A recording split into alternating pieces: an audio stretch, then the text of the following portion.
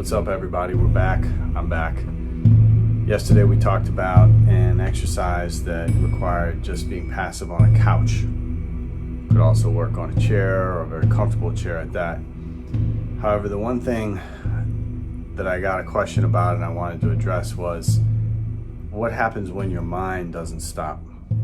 So you're sitting there, you're relaxed, and the mind has excessive chatter, which we talked about in yesterday's video.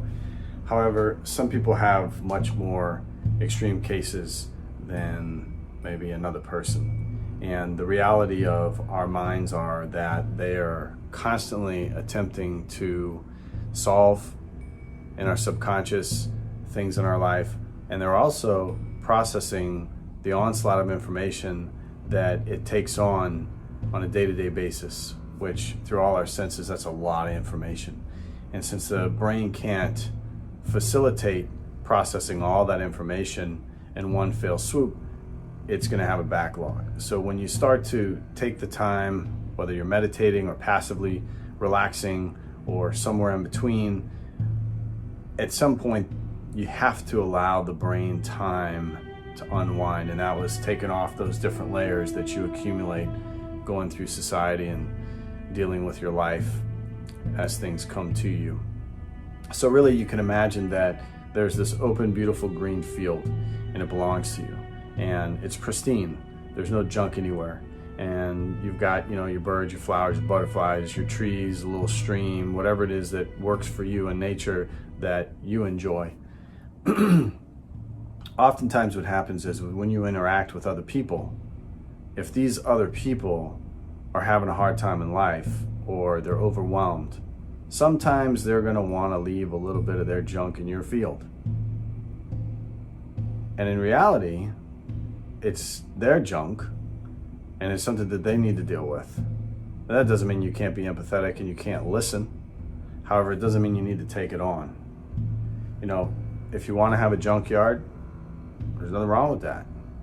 However, if you want to have an open green field where you can be at peace and you can retreat to in order to have your sanctuary and relax and know that in that space you're going to be at peace, it's not the wisest decision to invite that and allow it to be left, because you're going to have to deal with it or get rid of it or whatever the case, that otherwise you've got your own things that you need to navigate. So again, going back to the exercise, in order to bring you into a state of being able to feel something, first we got to navigate the mind's overwhelming magnitude of pressure that it experiences. So by sitting passively on the couch, you have an opportunity to, over the course of about a half hour or more, by doing nothing, absolutely nothing, allow yourself to unwind.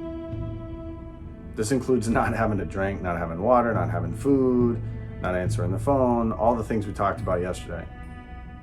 And at some point during that process, there'll be a brainwave shift. Things will completely change. Things will come down, and all of a sudden you'll start to unfold. And then that brain is like rising waters, lowering slowly. And you can feel yourself settling into you. And without any effort of your own, you're going to start to experience answers that you're looking for. And it's in that moment that you want to stay in it, you want to relax into it. And if you can make this a practice for a period of time, over the course of a week to a month, you'll start to understand what it's like to relax and allow your mind to give you all the answers that you already have. Everything you need is already inside of you. You just have to access it.